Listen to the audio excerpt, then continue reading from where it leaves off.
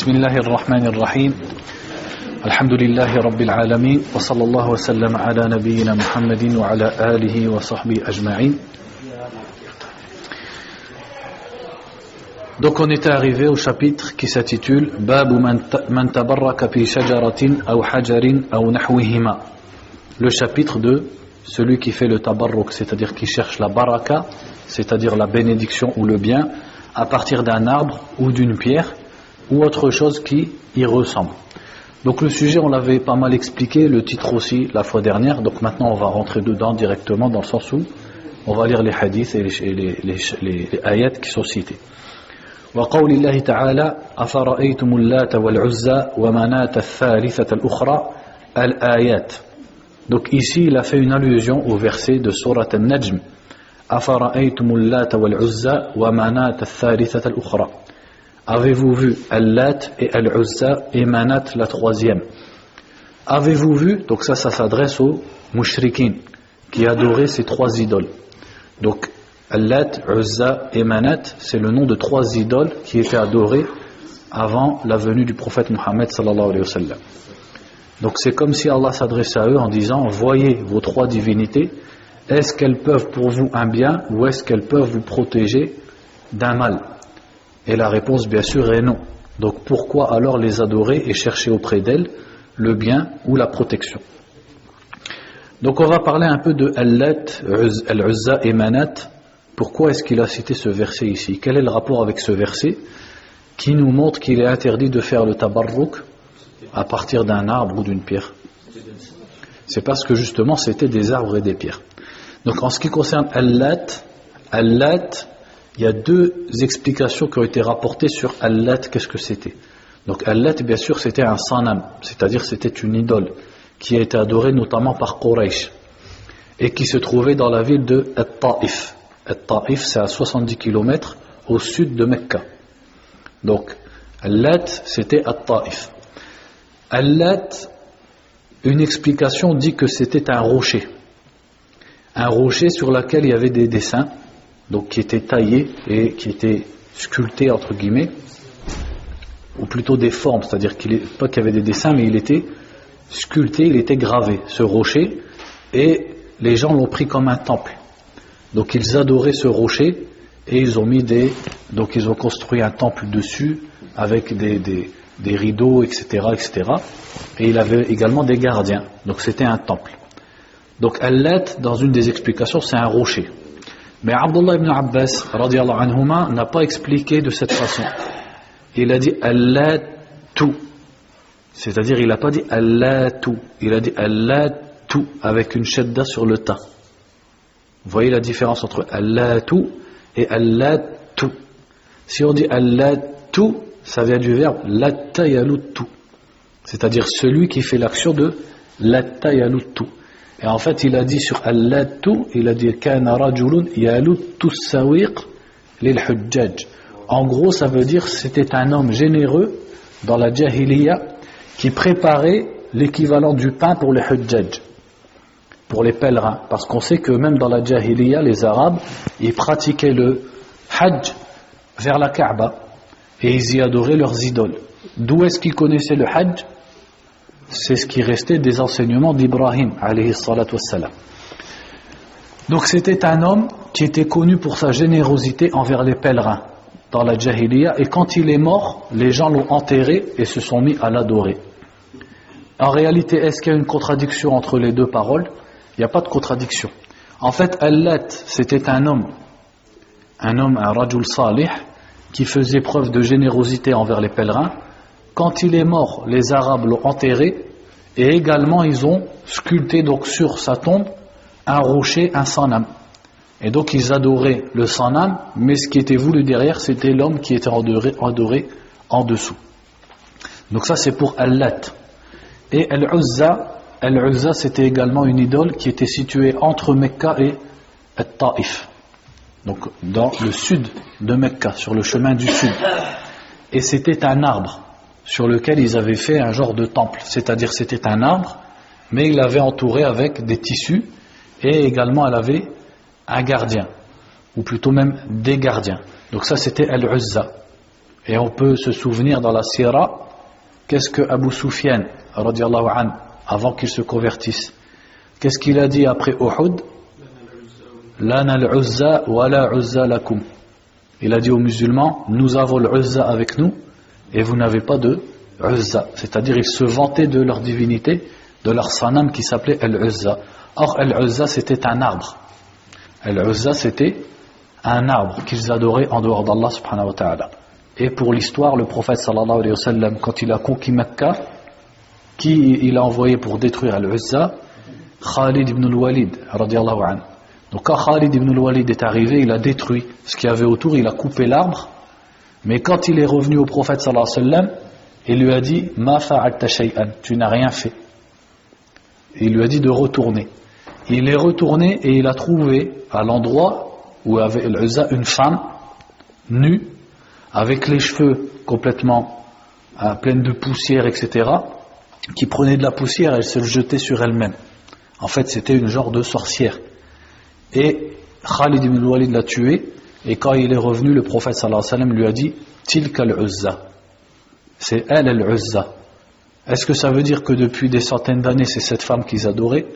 Non, mais c'est-à-dire que c'est elle, c'est cette femme qui perpétue l'adoration de l'Uzza et qui est dans ce temple et que les gens viennent voir, viennent consulter, etc. Et Manat c'était une divinité qui était plutôt adorée par les gens de Médine et d'autres, et qui était sur le chemin entre Mecca et Médine, et qui était également un arbre. Donc qu'est-ce qu'il veut nous dire ici? C'est que Quraysh adorait des hommes pieux qui étaient enterrés, et également ils adoraient des pierres et des arbres. Et avec le hadith qu'il a cité, on va mieux comprendre. Donc il a dit وعن أبي واقد الليثي رضي الله تعالى عنه. Donc Abu Waqid, qui c'est? Il a dit اسمه الحارث بن عوف صحابي مشهور أسلم قبل الفتح وكان يحمل لواء بني ليث وضمرة وسعد بن بكر يوم الفتح وخرج إلى مكة فجاور بها سنة ومات سنة 68 للهجرة وله 85 سنة. Donc Abu Waqid al-Laythi, donc à chaque fois qu'on lit le nom d'un sahabi, on lit qui il était. Donc il s'appelait Al-Harith ibn Auf, et c'était un compagnon bien connu qui s'est converti avant la conquête de Mecca, avant que le prophète sallallahu alayhi wa sallam ne prenne la ville de Mecca. Et c'est lui qui portait un des drapeaux, donc de certaines tribus, quand le prophète sallallahu alayhi wa sallam est venu pour reprendre Mecca. Et il est resté 1 an en dehors de Mecca, ou plutôt dans les environs de Mecca, et il est mort en l'an 68 à l'âge de 85 ans. Radiallahu ta'ala. Donc il dit عن أبي واقد الليثي قال خرجنا مع رسول الله صلى الله عليه وسلم إلى حنين ونحن حدثاء عهد بكفر. Donc il dit nous sommes sortis avec le messager d'Allah sallallahu alayhi wa sallam vers Hunayn. Donc on sait que quand le prophète sallallahu alayhi wa sallam a repris la ville de Mecca, il s'est dirigé ensuite vers la ville de Hunayn. Donc on sait également que l'armée du prophète sallallahu alayhi wa sallam, quand il est parti vers Hunayn, sa situation c'était pas la même que quand il a participé par exemple à Badr ou à Uhud. Il y avait plus de monde, mais dans ce monde il y avait des gens qui étaient nouveaux dans l'islam. Donc il a dit وَنَحْنُ حُدَثَاءُ عَهْدٍ بِكُفْرٍ, c'est-à-dire nous étions nouvellement convertis à l'islam. Donc ça faisait pas longtemps qu'il s'était converti. Donc il parle de lui et d'un groupe de sahaba qui étaient avec le prophète sallallahu alayhi wa sallam. وَلِلْمُشْرِكِينَ سِدْرَةٌ يَعْكُفُونَ عِنْدَهَا وَيَنُوطُونَ بِهَا أَسْلِحَتَهُمْ يُقَالُ لَهَا ذَاتُ أَنْوَاطٍ. Il dit, or les mouchriquines, donc les kuffars, les mécréants, avaient un arbre, donc sidratun. Sidra c'est le jujubier en français, donc c'est un arbre, une sorte d'arbre, il y en a beaucoup dans la péninsule arabique. Il a dit ya'kufuna indaha. Ya'kufun, ça vient de al-ukuf. Qu'est-ce que c'est al-ukuf? C'est le fait de rester auprès de quelque chose dans le sens de l'adoration, dans le sens où on vénère cette chose, comme quand Ibrahim a dit à son peuple ma hadhihi at-tamathil allati antum laha aakifun. Pourquoi? Parce que le peuple d'Ibrahim, ils avaient des statues et ils restaient auprès de ces statues, ils se prosternaient pour ces statues, ils les adoraient, etc. Donc lui ici il a dit يعكفون عندها. C'est-à-dire que les mouchriquins avaient un arbre qui était connu dans le chemin de Mecca vers Hunayn, et ils adoraient cet arbre, et ils avaient l'habitude de rester à côté de cet arbre. Et il a dit yanutuna biha aslihatahum. Yanutun, ça veut dire yu'alliqun. Ils accrochaient leurs armes à cet arbre. Est-ce qu'ils accrochaient leurs armes sans raison? Non, c'était en espérant quelle chose? La baraka, la bénédiction. C'est-à-dire qu'ils prenaient leur sabre par exemple, et ils les accrochaient sur cet arbre, en espérant que ça allait leur donner de la chance et de la baraka, etc. dans leurs armes et dans leur guerre. Il dit, cet arbre s'appelait Zatu Anwat. Qu'est-ce que ça veut dire en fait en arabe, Zatu Anwat? Anwat, voilà, Anwat, c'est des choses qui sont accrochées. Donc Zatu Anwat, c'est-à-dire l'arbre qui a des trucs accrochés, c'est ça que ça veut dire. C'est-à-dire c'est l'arbre qui était connu pour avoir des choses qui pendent, qui sont accrochées à cet arbre. Vous avez un Zatu Anwat ici, versatamment. Il dit فَمَرَرْنَا بِسِدْرَةٍ فَقُلْنَا يَا رَسُولَ اللَّهِ اجْعَلْ لَنَا ذَاتَ أَنْوَاطٍ كَمَا لَهُمْ ذَاتُ أَنْوَاطٍ. Donc il dit plus tard, nous sommes passés à côté d'un autre jujubier, un autre arbre, et nous avons dit, ô messager d'Allah, donne-nous un Zatu Anwat comme eux ont un Zatu Anwat. C'est-à-dire, ils ont dit au prophète sallallahu alayhi wa sallam, ils lui ont demandé, donne-nous un arbre, désigne-nous un arbre auprès duquel on ferait la même chose qu'eux. C'est-à-dire, on va rester à côté et on va accrocher nos armes à cet arbre et on va en profiter. Ça va nous donner de la baraka, ça va nous donner du bien, etc. فقال رسول الله صلى الله عليه وسلم الله أكبر إنها السنن. Donc le prophète a répondu Allahu Akbar. Et dans une autre version du hadith, il a dit Subhanallah. Donc ici, quand il dit Allahu Akbar, c'est dans quel sens? C'est l'inkar. C'est-à-dire, c'est pour réprimander ce qu'ils viennent de dire. C'est pour les blâmer.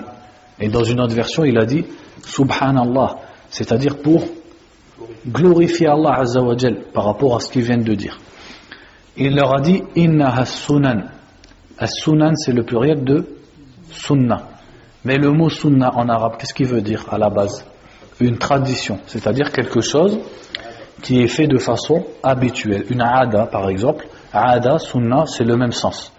Comme quand le prophète a dit, sallallahu alayhi wa sallam, dans un hadith, Man sanna fil islami sunnatan hasana, kana lahu ajruha, wa ajru man amila biha min ba'dihi, min ghayri an yanqusa min ujurihim shay'an. ومن سن في الإسلام سنة سيئة كان عليه وزرها ووزر من عمل بها من بعده من غير أن ينقص ذلك من أوزارهم شيئا.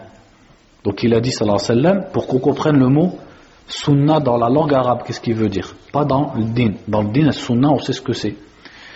Mais dans la langue arabe, sunna veut dire une habitude. Donc le prophète a dit sallallahu alayhi wa sallam dans ce sens, celui qui instaure dans l'islam une bonne sunna, c'est-à-dire une bonne habitude, il aura la récompense de cette chose et de ceux qui la pratiquent après lui sans que ça ne diminue leur récompense. Et celui qui instaure dans l'islam une mauvaise sunna, c'est-à-dire une mauvaise habitude que les gens vont faire après lui, il aura le péché de cette pratique et de ceux qui le font après lui sans que ça en enlève quoi que ce soit de leur péché. Donc dans ce hadith, le prophète sallallahu alayhi wa sallam, il a utilisé le mot sunna dans quel sens? Dans le sens al-ma'na al-lughawi, le sens linguistique, le sens du mot sunna tel qu'il est dans la langue arabe, c'est-à-dire al-aada, al-tariqa, al-sira, tout ça, ça veut dire sunna. Alors que quand il a dit par exemple alaykum bi sunnati wa sunnati al-khulafa ar-rashidin, je vous recommande ma sunna et celle de mes successeurs bien guidés. Ici, al-sunna veut dire la tradition, mais plus spécifiquement la tradition prophétique, celle du prophète. Donc quand on dit al-kitab ou as-sunna, quand on parle de as-sunna, c'est l'habitude de qui? Du prophète Mohammed sallallahu alayhi wa sallam, c'est-à-dire sa religion et ses enseignements. Donc il a dit innaha sunan, voici les traditions. Voici les sunan, c'est le pluriel de sunna. Quand il dit voici les traditions, c'est les traditions de qui? Donc en fait c'est les traditions de Ahlul Kitab et des Mushrikines qui sont passés auparavant. C'est comme s'il leur avait dit ce que vous venez de dire, c'est quelque chose que les peuples avant vous ont dit. Et c'est une erreur dans laquelle les peuples tombent toujours. C'est pour ça, juste après, qu'est-ce qu'il leur a dit? قُلْتُمْ وَالَّذِي نَفْسِي بِيَدِهِ كَمَا قَالَتْ بَنُو إِسْرَائِيلَ لِمُوسَى اجْعَلْ لَنَا إِلَهًا كَمَا لَهُمْ آلِهَةٌ قَالَ إِنَّكُمْ قَوْمٌ تَجْهَلُونَ لَتَرْكَبُنَّ سُنَنَ مَنْ كَانَ قَبْلَكُمْ. Donc il leur a dit, vous venez de me dire comme Banu Israël ont dit à Moussa. Banu Israël, c'est-à-dire les enfants de Israël, de Ya'qub. On dit à Moussa, et là il a cité le verset du Coran. Quand les Banu Israël ont dit à Moussa, Ij'al lana ilahan kama lahum aliha. Donne-nous un Dieu comme ils en ont un. En parlant de qui?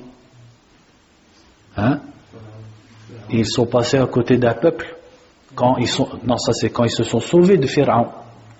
Et ils sont passés à côté de gens qui avaient des statues. Et ils avaient l'ijl, c'est-à-dire un veau. Non, c'est eux, ils ont voulu l'ijl. Mais quand ils ont vu les gens, ils n'avaient pas l'ijl. C'est eux après qui ont fait l'ijl, avec la poussière, etc., avec Samiri. Mais ils sont passés à côté de gens qui avaient asna'amin, qui avaient des statues. Et qu'ils adoraient. Donc c'est-à-dire des dieux matériels, des objets. Donc Banu Israël, quand ils ont vu ça, ils ont dit à Moussa, donne-nous des dieux comme eux. C'est-à-dire nous aussi on veut un Dieu matériel devant lequel on se prosterne, etc., etc. Donc ici le prophète sallallahu alayhi wa sallam, en fait il a comparé, quand les sahaba ont demandé un arbre pour la baraka, etc., il a comparé ça à Banu Israël quand ils ont demandé une idole. Qu'est-ce que ça veut dire? Ça veut dire que prendre un arbre ou un objet, n'importe lequel, et le vénérer et penser qu'il nous donne la baraka, etc., eh bien en vérité c'est en faire un ilah, c'est en faire une idole, c'est l'associer à Allah subhanahu wa ta'ala. Comme Banu Israël ont demandé une idole. Pourquoi? Parce qu'il a comparé les deux demandes. Et ensuite il a dit la tarkabunna sunana man kana qablakum. Vous allez faire les traditions de ceux qui vous ont précédés. Et dans un autre hadith, il y a beaucoup de hadiths dans ce sens. Comme quand le prophète a dit sallallahu alayhi wa sallam, la tarkabunna sunana man kana qablakum hadwa al-qudhati bil-qudha. Il a dit vous allez suivre les voies de ceux d'avant comme les arcs sont alignés. Al-qudha bil-qudha. C'est-à-dire quand quelqu'un est là, il tire à l'arc. Il a une boîte dans son dos, un récipient, je ne sais pas comment on dit, où il met ses arcs. Et ces arcs, ils sont alignés. Il n'y en a pas un qui dépasse l'autre. Parce que celui qui va fabriquer les flèches, il les fait toutes de la même taille. Donc quand il les met dans son, je ne sais pas comment on dit, dans son carquois, les flèches, elles sont toutes de la même taille. Donc il a dit, vous allez les suivre comme les flèches, elles sont alignées. C'est-à-dire les mêmes erreurs qu'ils ont fait, vous allez les faire. Et il a même dit hatta law dakhalu hujra dabbin la dakhaltumuhu. Si ils rentrent, c'est-à-dire si les peuples d'avant étaient entrés dans le terrier d'un lézard, vous allez y entrer. C'est-à-dire que dans les moindres détails, toutes les erreurs qu'ils font, vous allez les refaire. Donc ici, et les sahaba lui ont dit al-yahudu wan-nasara. Ça veut dire quoi? A comme ça. En fait c'est A qui veut dire est-ce que plus le alif de al-Yahoud. Quand on met les deux collés, comment on écrit alif avec al-hamza al-mamdouda, c'est-à-dire qui ressemble à une vague, pour faire A long. Donc il a dit al-Yahoud wa an-Nasara, c'est-à-dire est-ce que tu veux dire les juifs et les chrétiens? Et il a répondu faman. Ça veut dire quoi faman? Fa illam yakunu haula faman. Ça veut dire si c'est pas d'eux que je vous parle, alors de qui? Pour dire oui, je vous parle des juifs et des chrétiens. Donc le prophète sallallahu alayhi wa sallam, comme ici, dans plusieurs occasions, il a prévenu la Ummah contre le fait d'imiter les kuffars qui les ont précédés et faire les mêmes erreurs qu'eux. Et quand on regarde Allah subhanahu wa ta'ala dans le Coran, il nous a beaucoup parlé des peuples qui nous ont précédés, les peuples de Shu'aib, de Lot, etc. Mais quel est le peuple dont il nous a le plus parlé? Banu Israël. Maintenant, si tu regardes malheureusement beaucoup des musulmans, qu'est-ce qu'ils retirent des histoires qui sont des peuples précédents qui sont dans le Coran? Ils lisent et à la fin ils disent ah Banu Israël, hein, etc. La'natullah alayhim, etc. Mais après dans sa pratique, dans ses paroles, dans ses croyances, eh ben, il imite Banu Israël sans s'en rendre compte. Il fait plein de choses que Banu Israël ils ont fait. Donc en réalité, Allah Azza wa Jal, s'il nous a cité tant de choses sur Banu Israël, c'est parce que Banu Israël, c'était des gens qui avaient des prophètes et qui ont suivi les prophètes. C'est pas comme le peuple de Shu'aib, le peuple de Lot, le peuple d'Ibrahim, eux ils ont rejeté leurs prophètes. Banu Israël, c'était des croyants, ils suivaient les prophètes. Ils ont suivi Moussa, etc. Et également Banu Israël, ils étaient connus pour avoir reçu un livre. Ils ont reçu At-Tawrat. Mais ils ont commis beaucoup d'erreurs, et beaucoup d'erreurs qui étaient carrément du kufr, vis-à-vis de leurs prophètes et vis-à-vis de leur Tawrat. Donc c'est comme si Allah nous disait, vous également vous avez un prophète auquel vous avez cru, qui est Muhammad sallallahu alayhi wa sallam. Et également vous avez un livre qui est le Coran. Donc ne faites pas les mêmes erreurs que eux ont fait avec Moussa et avec Tawrat. C'est quoi les erreurs qu'ils ont fait? Ben on peut y aller, il y en a énormément qu'Allah a cité dans le Coran.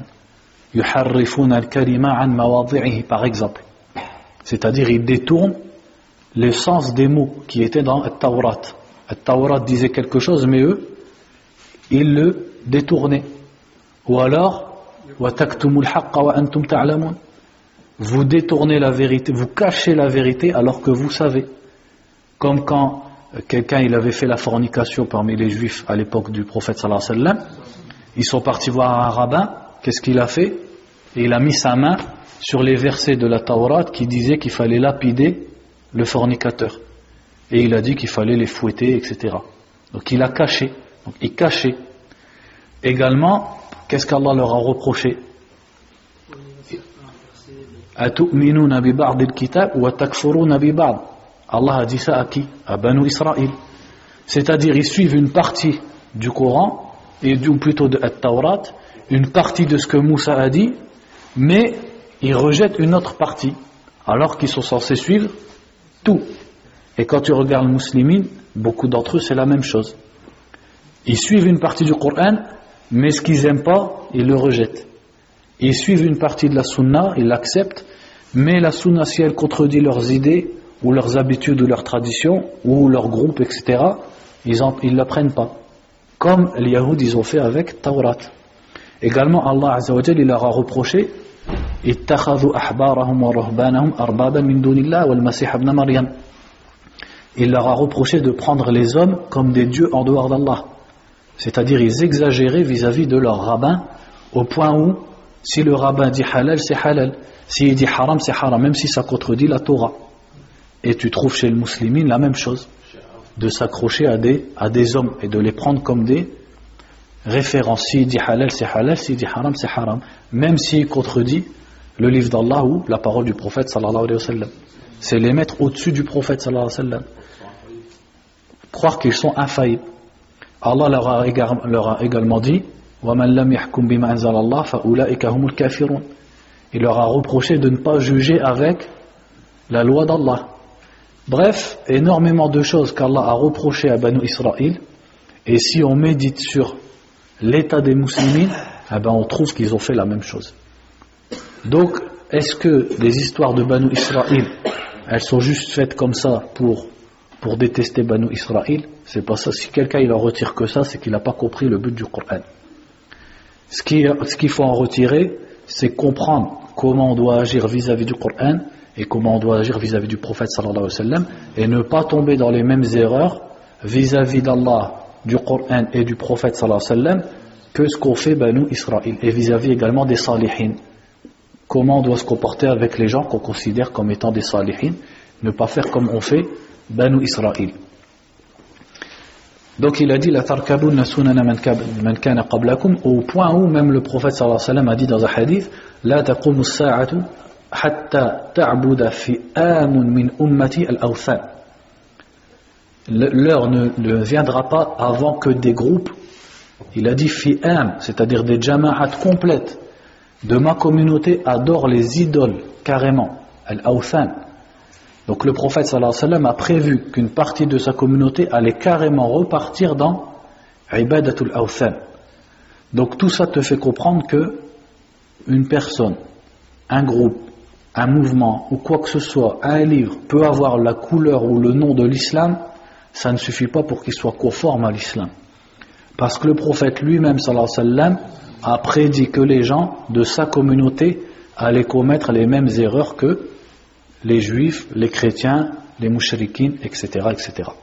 Donc ça c'est une des grandes leçons qu'on retire de ce hadith. Pour revenir au sujet du chapitre, on voit ici que le prophète sallallahu alayhi wa sallam a comparé, comme on l'a dit, leur demande d'avoir un arbre auquel ils accrocheraient leurs armes et qui leur apporterait du bien, à la demande de Banu Israël d'avoir un sanam. Et ça nous montre que le tawhid doit toujours être enseigné et éclairci. Parce que si des gens qui connaissaient l'arabe, et quand ils disaient la ilaha illallah, ils comprenaient ce que ça veut dire, et l'arabe était leur langue, et ils se sont convertis avec le prophète Mohammed sallallahu alayhi wa sallam, et malgré ça, ils n'ont pas compris, ils n'ont pas conçu que prendre un arbre de la sorte, c'est du shirk, et c'est comme prendre une statue qu'on adore en dehors d'Allah. Alors qu'en est-il 1400 ans après? Des gens qui se sont écartés de la religion, de l'apprentissage de la religion, ou alors qui ont été manipulés par des gens qui ne veulent d'eux que leur argent, etc., etc. Donc ça prouve que At-Tawhid est quelque chose que même des gens qui ont de la connaissance peuvent ignorer. Ici c'est carrément Abu Waqid al-Laythi et des gens qui étaient avec lui qui ont fait cette erreur qui touche au Tawhid. Donc on passe au chapitre suivant. Il dit Babu ma ja'a fi dhabhi li ghayrillah.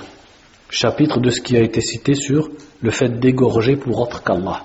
Donc ici il va nous montrer que al-dhabhu, le fait d'égorger une bête, ça peut être une adoration qu'on voue pour Allah subhanahu wa ta'ala et par laquelle on lui obéit et on se rapproche de lui et on gagne des bonnes actions. Et ce tout simplement parce qu'Allah dans plusieurs occasions nous a demandé, nous a ordonné d'égorger des bêtes pour lui. Donc le sacrifice, on appelle ça en français. À quelles occasions? Par exemple, Eid al-Adha. Dans Eid al-Adha, la fête de l'Adha. Également dans l'Aqiqa, pour une personne qui a un enfant. Pourquoi est-ce qu'une personne qui a un enfant va égorger une bête? Par obéissance à Allah. Donc c'est une adoration. Et également au Hajj, lorsqu'on fait le pèlerinage avec al-Hadi, ce qu'on appelle al-Hadi, donc on va égorger pour remercier Allah et pour se rapprocher de lui. Donc bien sûr ici c'est pas dans le sens où la viande est destinée à Allah subhanahu wa ta'ala, loin de là. La viande on la donne en sadaqa, on l'offre en repas, etc. Mais le sacrifice il est fait par obéissance à Allah azza wa jal. Pourquoi le sacrifice d'une bête peut être une ibada? Ben justement c'est parce qu'en français ça porte bien son nom, c'est un sacrifice. C'est-à-dire que la personne elle va sacrifier une bête qui lui a coûté de l'argent et qui représente une richesse, et elle va faire cet effort de la sacrifier juste parce qu'Allah subhanahu wa ta'ala lui a ordonné, alors qu'elle aurait pu se la consacrer pour elle-même, soit pour son lait, soit pour sa viande, etc. Mais par obéissance à Allah, elle va l'égorger et prononcer le nom d'Allah subhanahu wa ta'ala, prononcer la grandeur d'Allah et la donner aux pauvres, aux voisins, etc., etc. Donc ça c'est le dhabh qui peut être une adoration. Donc on en comprend que, puisqu'on avait expliqué depuis le début ce que veut dire le shirk, que si quelqu'un venait à pratiquer ça pour autre qu'Allah, eh bien il aura adoré cette chose et il l'aura associé à Allah subhanahu wa ta'ala, comme malheureusement beaucoup de gens y font, même dans le monde musulman. Donc quand on le voit en dehors du monde musulman, c'est pas étonnant. Comme ils égorgent pour leurs idoles, comme les hindous ils le font, ou d'autres religions, les païens, etc. Ça c'est quelque chose qui ne nous étonne pas. Par contre ce qui nous étonne, c'est de voir ça qui est pratiqué dans les pays musulmans. Et ne croyez pas que c'est quelque chose qui n'existe plus. C'est quelque chose qui existe de l'ouest jusqu'à l'est du monde musulman. Les gens prennent des poulets, des moutons etc. et les égorge, soit pour les djinns, soit pour les mausolées, soit pour les salihin.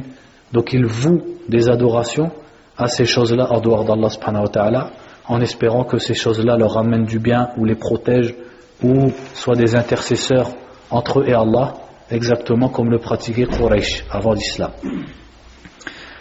Également, il faut savoir que al-dhabh peut être quelque chose qui n'est pas vraiment une ibada, ou qui n'est pas du tout plutôt une ibada, mais qui est simplement une aada, un acte de la vie quotidienne. C'est quoi? C'est la personne qui va égorger une bête pour manger, tout simplement. Et il peut en découler des hasanat, comme si elle le fait pour inviter des gens, pour honorer ses invités. Donc là, c'est pas une ibada. Si quelqu'un il a un poulet chez lui, il l'égorge pour le manger, ça c'est pas une ibada. Parce qu'il ne le fait pas en répondant à un ordre d'Allah pour se rapprocher d'Allah. Il le fait simplement pour manger. Même si ça comporte quand même des règles. Et Allah subhanahu wa ta'ala a différencié entre la bête qui est licite et la bête qui est illicite par des règles. Quelles sont ces règles? C'est le fait de faire couler son sang.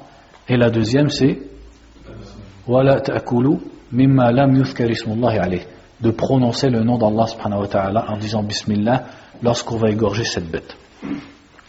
Donc là c'est pas une ibada, ça c'est autre chose. Par contre les savants, quand ils expliquent ce chapitre, ils attirent l'attention sur une erreur qui est pratiquée dans certains pays musulmans, surtout chez les bédouins.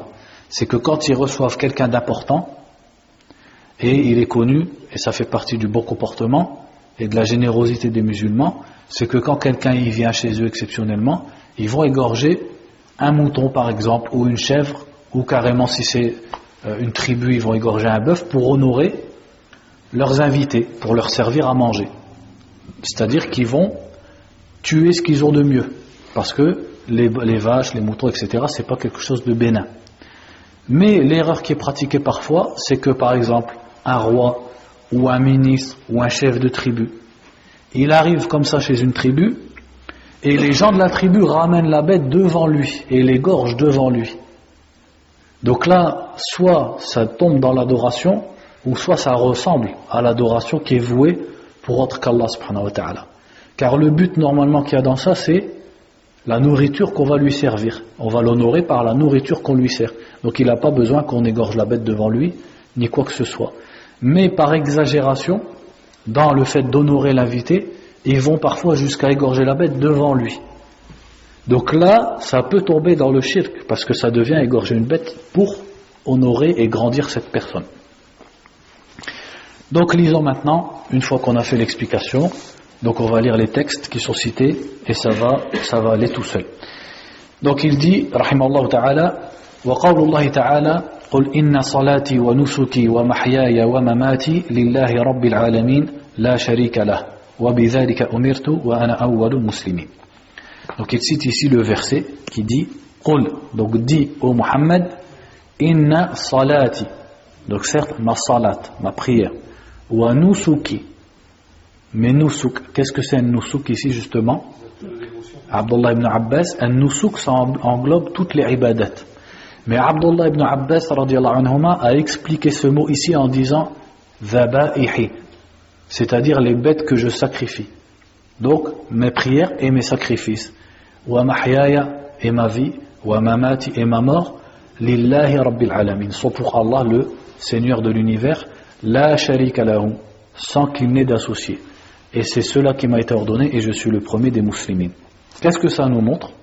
Justement que comme la salat ne doit être vouée qu'à Allah subhanahu wa ta'ala, de la même façon un nusuk ne doit être voué, c'est-à-dire les sacrifices ne peuvent être voués qu'à Allah, et que donc celui qui viendrait à le vouer à autre qu'Allah, eh bien sera tombé dans al-shirk et sera devenu mushrik par son acte, parce qu'il aura voué une adoration alors que l'adoration est le droit exclusif d'Allah subhanahu wa ta'ala. Wa qawluhu fasalli li rabbika wanhar. Il a cité l'autre verset qui dit dans la sourate Al-Kawthar, fasalli li rabbika wanhar, prie pour ton Seigneur et inhar, c'est-à-dire sacrifie. An-nahar à la base, c'est le mot qu'on utilise pour désigner la façon dont on tue le chameau, parce que le chameau on l'égorge pas, on lui fait an-nahar. Non, on lui jette pas une flèche. La flèche c'est pour saïd. La flèche c'est dans les animaux de chasse. comme un chevreuil, un cerf, etc., ou les oiseaux, en gros, il se poignarde, c'est-à-dire qu'on lui enfonce l'équivalent d'un poignard ou d'une pointe ici. Donc le chameau, ça s'égorge pas. On appelle ça un nahar. Donc Allah a dit fasalli li rabbika wanhar. Prie pour ton Seigneur, c'est-à-dire prie ton Seigneur et sacrifie. Donc qu'est-ce qu'il nous montre cette ayah? Qu'est-ce qu'elle nous montre? C'est que Allah subhanahu wa ta'ala a cité ensemble la salat et le sacrifice. Ce qui montre que tous les deux sont des adorations et que donc tous les deux doivent être faites et vouées pour Allah subhanahu wa ta'ala. Et cette ayah, beaucoup de savants disent qu'elle parle en fait de l'Eid. Fasalli li rabbika, c'est-à-dire salat al-Eid wanhar, parce que le jour de l'Eid on va prier salat al-Eid et ensuite on va sacrifier sa bête. وعن علي رضي الله تعالى عنه قال حدثني رسول الله صلى الله عليه وسلم بأربع كلمات قال لعن الله من ذبح لغير الله لعن الله من لعن والديه لعن الله من آوى محدثا لعن الله من غير منار الأرض رواه مسلم. Ici, il a cité un hadith de Ali ibn Abi Talib radiyallahu anhu qui est dans Sahih Muslim. Il a dit, le prophète sallallahu alayhi wa sallam m'a dit 4 paroles. Quand vous lisez ce genre de hadith, est-ce que ça veut dire que dans toute sa vie, Ali il a reçu que 4 paroles du prophète sallallahu alayhi wa sallam? Non. C'est-à-dire qu'un jour ou à une occasion, le prophète sallallahu alayhi wa sallam il lui a dit, écoute, je vais t'enseigner 4 choses. Donc parfois le prophète il disait aux gens, par exemple comme quand il a dit 7 personnes seront sous l'ombre d'Allah, ou plutôt sous l'ombre du trône d'Allah. À d'autres occasions il dit 3 choses. Donc à chaque fois il dit des enseignements différents à des occasions différentes. Donc ici il lui a dit 4 choses. Il lui a dit La'anallahu. La'anallah, qu'est-ce que ça veut dire? Ab'adahullah anir rahma. Les savants expliquent al-la'na, la malédiction, comme étant le fait qu'Allah éloigne une personne de sa miséricorde. C'est-à-dire qu'il ne le pardonnera pas, la personne est comme condamnée. C'est pour ça qu'en français on traduit par la malédiction. La malédiction en français c'est ça, c'est que la personne elle est fichue, elle est condamnée. Donc il a dit La'anallahu man dhabaha li ghayrillah. Qu'Allah maudisse celui qui égorge pour autre qu'Allah. Donc c'est ça le rapport du hadith avec le chapitre. Regardez comme le hadith est clair. Et en plus le hadith il est dans Sahih Muslim. Tous les musulmans sont d'accord sur Sahih Muslim. Comme quoi les hadiths qui sont dedans ils sont authentiques. Et pourtant on trouve quand même des gens dans le monde musulman qui vouent des sacrifices à autre qu'Allah subhanahu wa ta'ala. Donc ça c'est quelque chose dont les preuves, sur lesquelles les preuves sont claires. On a vu les versets, ils sont clairs. Le hadith il est encore plus clair. Donc il faut attirer l'attention des musulmans sur ça. Si quelqu'un y connaît des musulmans, ou plutôt on va dire des gens qui s'assimilent à l'islam et qui font ce genre de pratique, il ne peut pas les laisser faire. Il ne doit pas dire ma'alish, chacun il a son opinion, hein, comme il disait à la télé, ar-ray wa ar-ra'yul akhar. Ça, il n'y en a pas ici. Là, on parle de notre religion, on parle de notre aqidah, notre croyance. C'est pas un débat, c'est pas une philosophie. C'est pas une question de tradition ou de coutume. Si quelqu'un y connaît des gens qui fait ça, il doit leur dire. Il ne peut pas les laisser comme ça dans le shirk. Donc Allah subhanahu wa ta'ala a dit Innahu man yushrik billah faqad harrama Allahu alayhi al-jannah. Celui qui associe à Allah, Allah lui interdit le paradis. Inna Allah la yaghfiru an yushraka bihi wa yaghfiru ma duna dhalika liman yasha. Allah ne pardonne pas qu'on lui associe quoi que ce soit.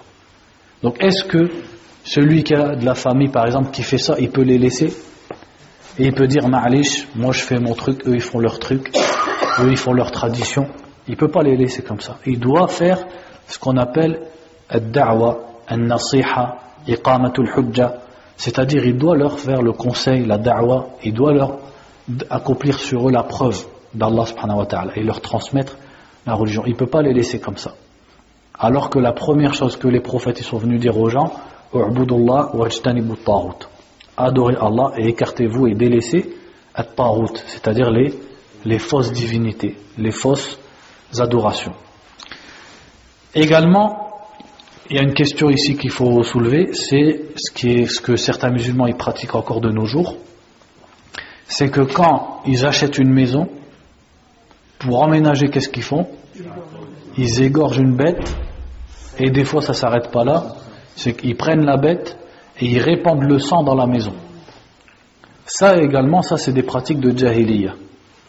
Est-ce que le prophète sallallahu alayhi wa sallam, Abu Bakr, Omar, est-ce que Omar ibn Abdel Aziz, est-ce que l'imam Malik, rahimahumullah ajma'in, est-ce qu'ils faisaient ça quand ils achetaient une maison, ils égorgeaient une poule et ils répandaient le sang?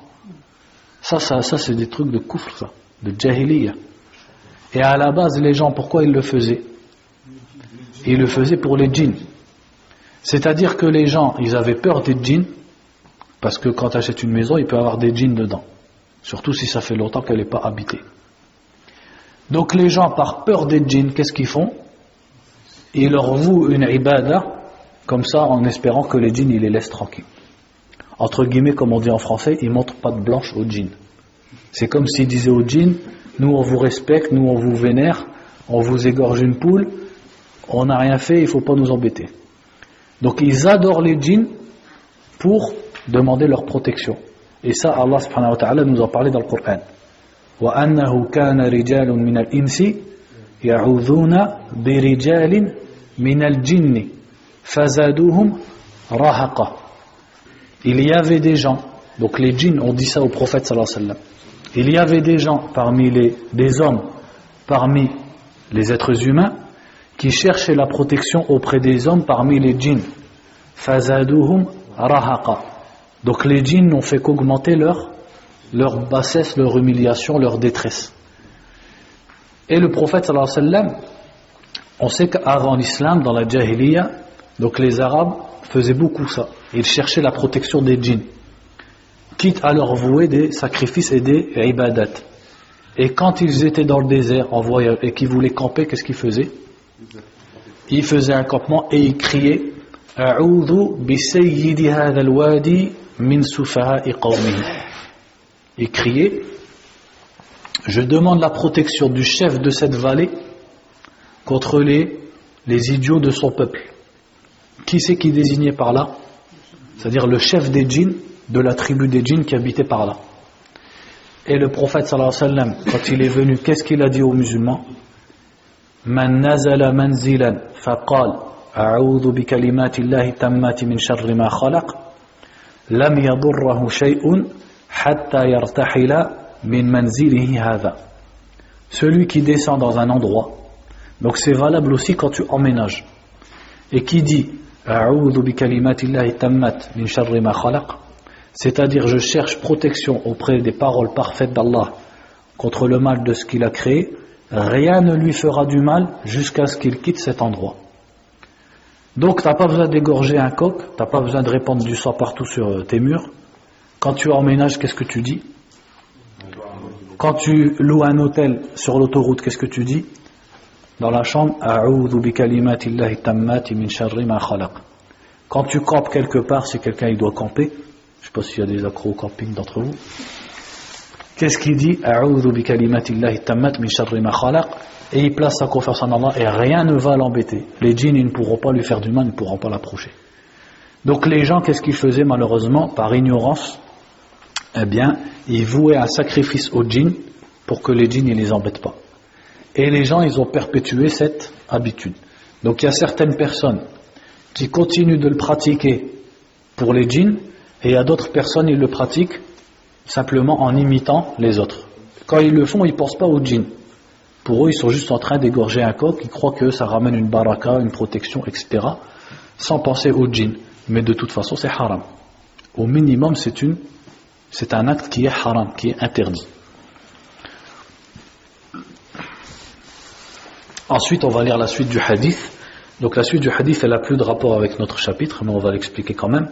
Il a dit ensuite, la'ana Allahu man la'ana walidayhi. Qu'Allah maudisse celui qui maudit ses parents. Dans un autre hadith, le prophète sallallahu alayhi wa sallam a dit, la'ana Allahu man la'ana walidayhi. Qu'Allah maudisse celui qui maudit ses parents.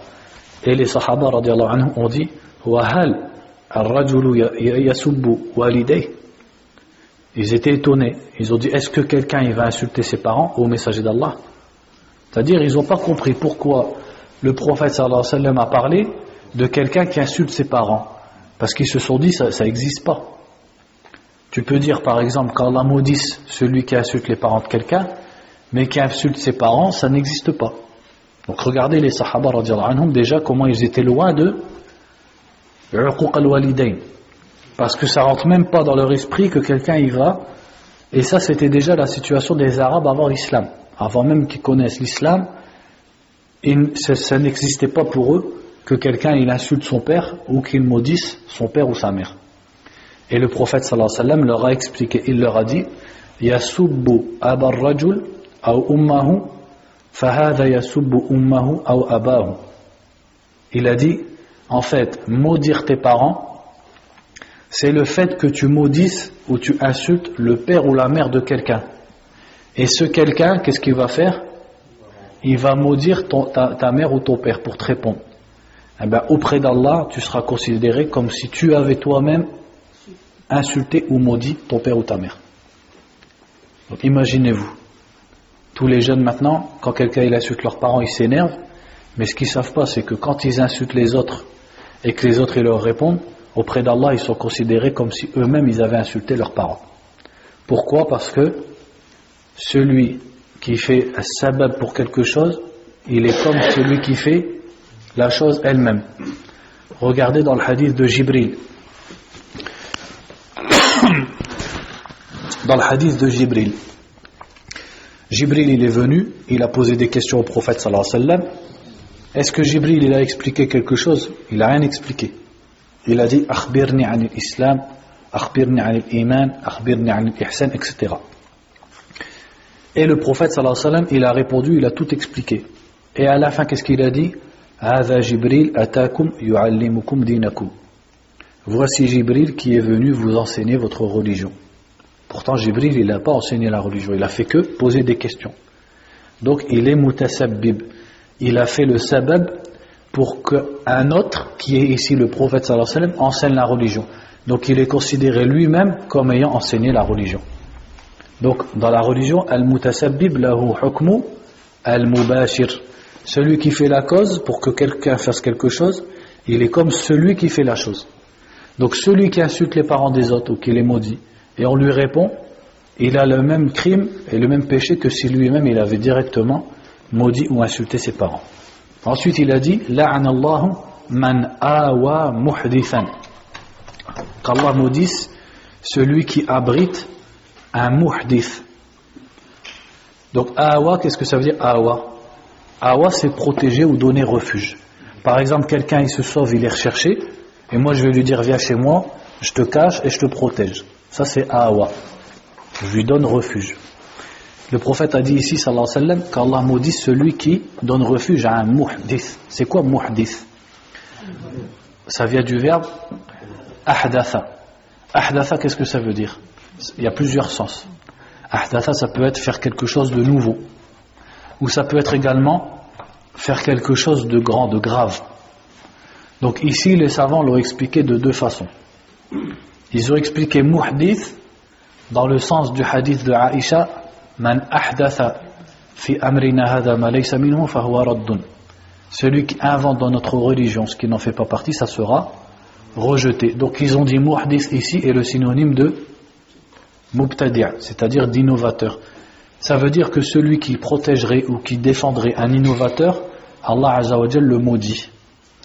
Et dans un autre sens, muhdith ici dans le sens de mujrim, c'est-à-dire celui par exemple qui aurait tué quelqu'un ou qui aurait commis un acte envers quelqu'un et qui serait recherché par la justice pour qu'on le punisse et pour qu'on réclame, pour qu'on applique la justice entre lui et la personne ou la famille de la personne. Et il vient une personne, elle va le protéger, elle lui dit cache-toi chez moi et personne ne va te trouver, etc. Alors que son affaire elle a été connue et la justice elle le recherche. Eh bien, auprès d'Allah, celui-là il est maudit pour protéger une personne qui a commis un crime. Donc le crime ça peut être vaste, ça peut être un vol, ça peut être les cambriolages, les braquages, les meurtres, etc. etc. Ça s'applique aussi maintenant pour la vente de drogue. Tout ça, ça rentre dans le mot muhdith, c'est-à-dire celui qui a commis un mal envers les autres. Donc il est interdit de le protéger ou de lui donner refuge. Et ensuite il a dit la'ana Allahu man ghayyara manar al-ard. Bien sûr le morceau du hadith qu'on vient de dire avant, c'est pas dans le cas d'une personne par exemple qui aurait commis un méfait qui mérite d'être puni, mais son méfait il ne concerne pas quelqu'un, c'est simplement entre lui et Allah. Et la justice ne l'a pas découvert par exemple. Donc si par exemple on vivait dans un pays islamique et je connais quelqu'un qui a fait zina, est-ce que je dois le dénoncer? Non. Man satara ala akhihi al-muslim ou awrata akhihi satara Allahu awratahu. Parce que celui qui cache son frère, Allah il va le cacher, c'est-à-dire il va le préserver aussi, il va cacher ses défauts et ses péchés. Pourquoi? Parce qu'ici son acte il ne concerne pas quelqu'un, il n'a pas volé quelqu'un, il n'a pas tué quelqu'un, c'est simplement entre lui et Allah. Tant que personne ne le sait, je ne dois pas le dénoncer, je ne dois pas le dévoiler aux gens. Donc là je ne vais pas dire si je le protège je suis mal'oun, non, c'est pas ça ici. Au contraire c'est demander de cacher les défauts de quelqu'un si tu les découvres ou ses péchés. Par contre quand ces péchés c'est quelque chose qui concerne quelqu'un, c'est-à-dire que certes lui il est là tranquille, mais l'autre il est en train de pleurer parce qu'il s'est fait voler, il s'est fait cambrioler, son proche il s'est fait tuer, là tu ne peux pas cacher la personne parce qu'il faut que la justice elle soit établie et il faut que l'autre il récupère son haqq. Et la dernière phrase il a dit la'ana Allahu man ghayyara manar al-ard, qu'Allah maudit celui qui change les signes de la terre. Manar ici c'est-à-dire les délimitations de la terre. Allah al-Musta'an, comme ça les gens ils le font beaucoup dans les pays musulmans, c'est que par exemple quelqu'un il a une terre et son voisin il va venir changer les limites. Donc soit par exemple c'est une barrière ou un barbelé, ou alors simplement c'est quelque chose qui est tracé. Et lui il va venir quand personne ne le voit et il va changer il va effacer par exemple les limites et il va faire d'autres limites, ou il va déplacer les barrières, etc. Pardon? Pour lui voler de la terre. Celui-là, Allah subhanahu wa ta'ala le maudit. Et il y a un hadith qui dit, il faut que je m'en souvienne en arabe, où on va dire le ma'na, c'est-à-dire le sens du hadith, man akhadha ardan bighayri haqq. Il a même dit shibran bighayri haqq tuwiqahu min sab'i aradin yawm al-qiyamah. Celui qui prend shibr, c'est-à-dire l'équivalent d'une main d'une terre, sans haqq, c'est-à-dire il vole la terre de quelqu'un, il vole juste ça de la terre. Tuwiqahu, ça veut dire quoi tuwiqahu? C'est-à-dire ça lui sera accroché à son cou au jour du jugement, min sab'i aradin, c'est-à-dire cette terre elle lui sera accrochée au cou, mais de quelle profondeur? Est-ce que c'est 10 cm, 20 cm?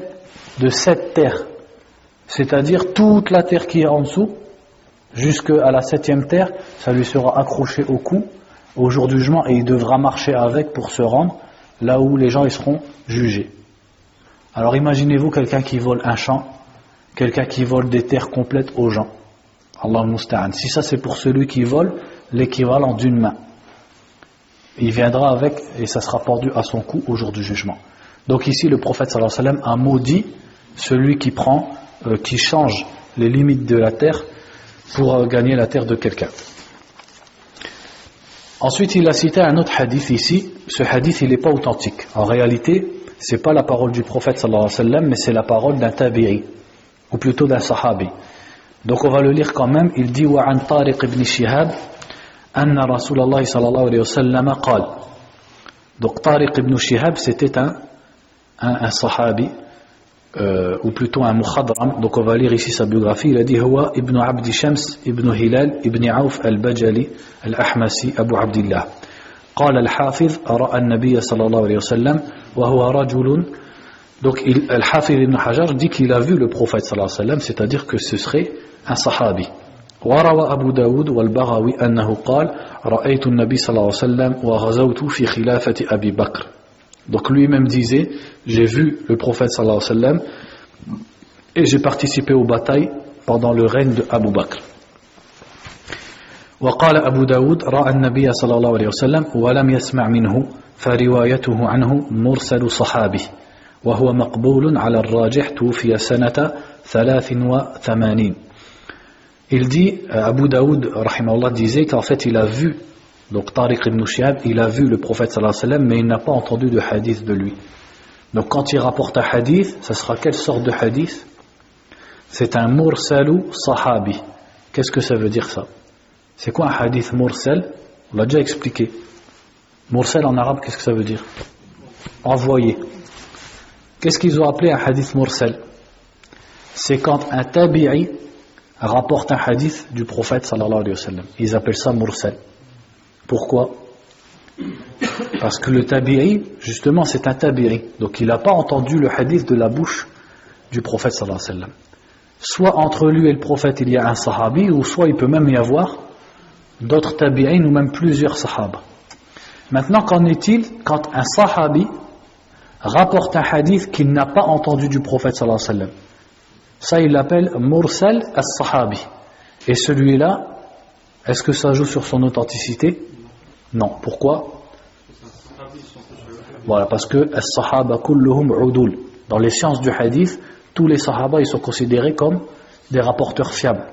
Donc, ça ne nous importe pas de savoir s'il l'a entendu directement du prophète sallallahu alayhi wa sallam ou s'il l'a entendu d'un autre sahabi. Dans les deux cas, on va l'accepter. Et beaucoup des hadiths, en vérité, ce sont ce qu'on appelle mursal sahabi. Par exemple, les hadiths de Abdullah ibn Abbas, les hadiths de Abdullah ibn Omar, beaucoup de hadiths d'Abu Huraira, etc. Il y en a beaucoup qui n'ont pas entendu du prophète sallallahu alayhi wa sallam, mais en vérité, ils les entendaient de Omar, de Zayd ibn Thabit, de Abdullah ibn Mas'ud, etc. Mais quand il les rapportait, il disait directement le prophète a dit sallallahu alayhi wa sallam. C'était pas la peine qu'il cite l'intermédiaire. Donc ici il dit qu'en fait Tariq ibn Shihab c'est un sahabi, mais il n'a pas entendu de hadith. Donc à chaque fois qu'il rapporte un hadith, c'est un mursalu sahabi. Donc de toute façon ça ne change rien. Donc il a dit, donc le prophète a dit sallallahu alayhi wa sallam, et en réalité il vaudrait mieux dire le prophète aurait dit, parce que comme je vous l'ai dit, le hadith il n'est pas sahih. دخل الجنة رجل في ذباب ودخل النار رجل في ذباب. Donc le hadith dit, un homme est entré au paradis à cause d'une mouche et un homme est entré en enfer à cause d'une mouche. قالوا وكيف ذلك يا رسول الله. Donc les sahaba auraient dit, comment cela au messager d'Allah? قال, donc il a expliqué en disant, مر رجلان على قوم لهم صنم لا يجاوزه أحد حتى يقرب له شيئا. Donc il dit en fait deux hommes étaient ensemble et ils sont passés auprès d'un peuple qui avait une idole et ils ne laissaient personne passer sans qu'ils ne sacrifient quelque chose pour leur idole. فقالوا لأحدهما قرب قال ليس لي عندي شيء أقرب قالوا قرب ولو ذبابا فقرب ذبابا فخلوا سبيله فدخل النار.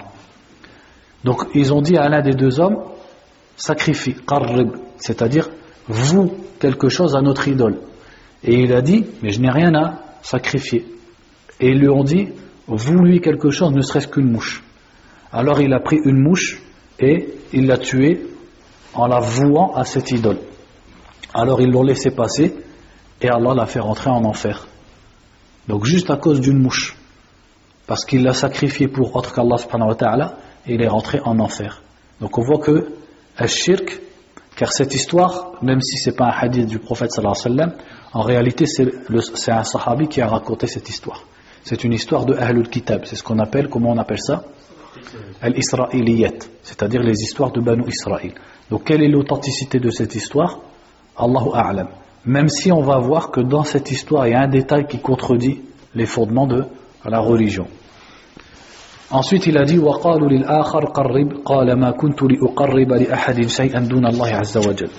Ensuite ils ont dit à l'autre, vous quelque chose à notre idole, et il a dit, moi je ne vaux rien à autre qu'Allah subhanahu wa ta'ala. فَضَرَبُوا عُنُقَهُ فَدَخَلَ الْجَنَّةِ. Alors ils lui ont coupé la tête et Allah l'a fait rentrer au paradis parce qu'il n'a pas voulu sacrifier quoi que ce soit pour autre qu'Allah. Rawahu Ahmed. Donc c'est rapporté par l'imam Ahmed. Qu'est-ce qui est contraire ici au fondement, comme je disais, de la religion? Normalement, quand on lit ce hadith, il y a quelque chose qui doit nous gêner. Comment on le menace de mort et il fait quelque chose sous la contrainte et Allah le fait rentrer en enfer? Alors que Allah subhanahu wa ta'ala a bien dit dans le Coran: Man kafara billahi ba'da imanihi illa man ukriha wa qalbuhu mutma'innun bil iman walakin man sharaha lil kufri sadran. Allah a bien dit dans le Coran que celui qui fait la mécréance alors qu'il a été contraint mais que son cœur est serein dans la foi, celui-là Allah n'en prend pas compte. Et ça c'est valable dans toutes les mukaffirat. C'est-à-dire si quelqu'un menace de mort une autre personne et lui dit par exemple, dit que Isa est le fils d'Allah, ou il lui dit prosterne-toi pour cette idole, etc. et il le menace de mort, ou il menace de mort sa famille, ou la torture, alors qu'est-ce qu'il a le droit de faire? Il a le droit de le faire tant que dans son cœur il reste mu'min. Donc la contrainte va faire qu'il ne sort pas de l'islam. Donc la contrainte c'est ce qu'on appelle un des mawani', une des choses qui empêche que la personne sorte de l'islam. Donc ici la personne elle était contrainte puisqu'elle était menacée de mort, donc elle ne mériterait pas de rentrer en enfer alors qu'elle était sous la contrainte, sauf si on dit qu'au moment où il a tué la mouche pour l'idole, il l'a fait de plein cœur. Première chose, donc c'est comme ça qu'il faudrait comprendre le hadith. Ou alors c'est que la contrainte c'est une excuse que pour notre communauté, mais que dans les communautés précédentes il n'était pas excusé pour la contrainte, ce qui serait très dur. Mais certains savants ont dit ça. Certains savants ont dit al-ikrah, donc la contrainte c'est une excuse dans notre communauté, mais les communautés d'avant comme Banu Israël, ils n'avaient pas le droit de plier même sous la contrainte, même sous la menace de mort. Wallahu a'lam, ça c'est simplement une parole de savant. On va s'arrêter là parce qu'on a fait 1 heure, c'est déjà pas mal, comme ça on s'arrête pile sur un sujet. Donc la prochaine fois on fera babu la yuzbahu lillahi bimakan yuzbahu fihi li ghayrillah, c'est-à-dire il va montrer que non seulement l'islam il nous a interdit de sacrifier pour autre qu'Allah, mais on n'a même pas le droit de sacrifier pour Allah dans un endroit où les gens sacrifient pour autre qu'Allah, pour ne pas ressembler aux mushrikin et ne pas s'approcher du shirk. هذا والله أعلم وصلى الله وسلم على نبينا محمد وعلى آله وصحبه أجمعين.